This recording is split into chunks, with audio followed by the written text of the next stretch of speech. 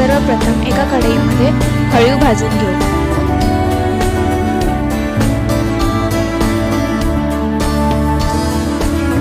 त्याच पद्धतीने सफेद तीळ व खसखस एकत्र भाजून घेऊ।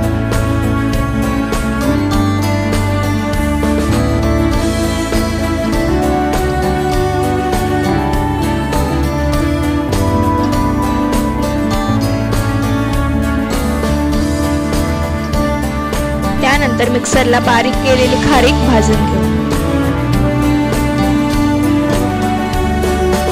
त्यानंतर कढईमध्ये किसलेले सुके खोबरे भाजून घेऊ।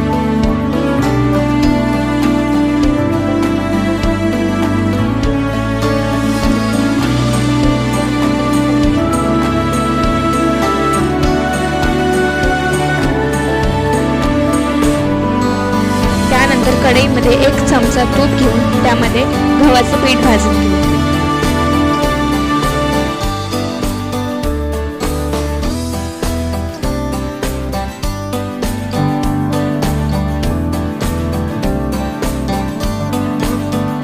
त्याच पद्धतीने 2 चमचे तूप घेऊन त्यामध्ये ड्रायफ्रुट्स भाजून घेऊ।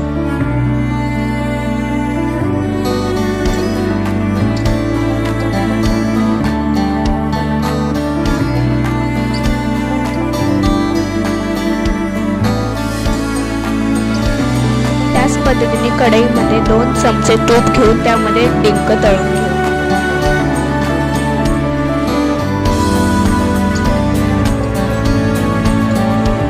डिंक तळून झाल्यानंतर कढईमध्ये किसलेला गूळ ठेवू व गूळ वितळण्यासाठी त्यामध्ये थोडेसे पाणी घालू।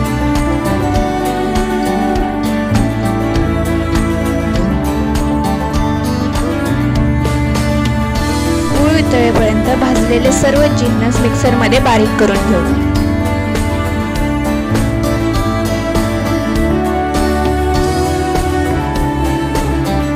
त्यानंतर मिक्सरमध्ये बारीक करून घेतलेले सर्व पदार्थ, त्याचबरोबर भाजलेले पीठ, भाजलेली खारीक पावडर आणि भाजलेले खोबरे हे सर्व पदार्थ एकत्रित मिक्स करून घेऊ।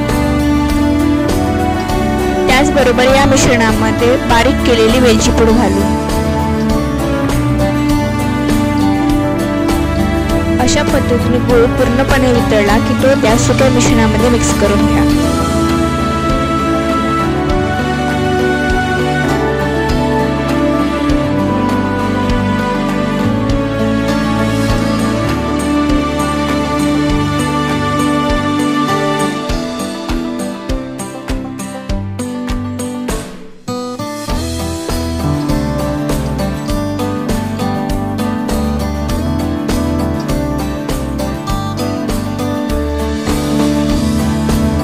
सर्व पदार्थ एकत्र मिक्स करून झाल्यानंतर त्याचे लाडू वळून घेऊ।